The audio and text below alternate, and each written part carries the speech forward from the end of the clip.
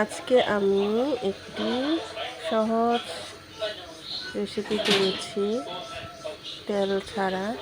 আমাদের খুব প্রিয় এবং জনপ্রিয় গপ্পা রেসিপি, আমাদের ট্রেডিশনাল রেসিপি। আমার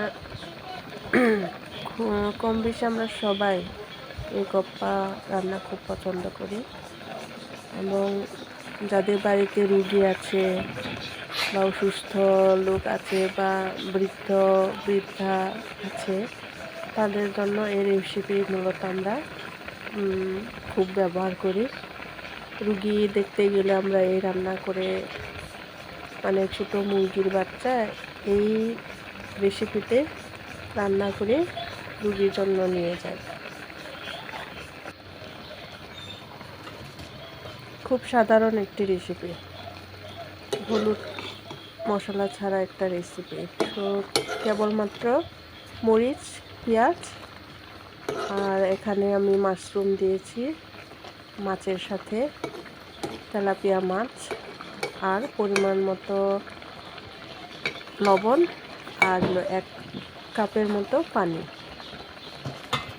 পানিটা একটু শুকিয়ে গেলে, মাছগুলা সিদ্ধ হয়ে গেলে আমি এটা নামিয়ে গরম ভাতের সাথে খাবো।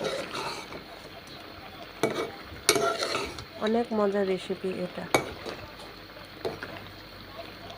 আমি একটু ঝাল পছন্দ করি, কিন্তু মরিচগুলা খুব কাঁচা আর একেবারে ঝাল ছাড়া ছিল, তেমন ঝাল হয় না। ভেবেছিলাম ঝাল হবে। ঝোল একটু কমে গেছে, আর একটু কমলে আমি এটা নামিয়ে পরিবেশন করব।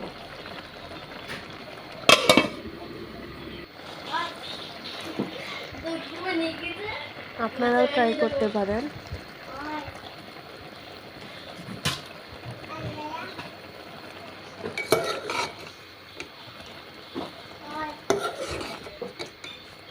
ঝোলটা প্রায় কমে গেছে, আমি এখন নামিয়ে ফেলব।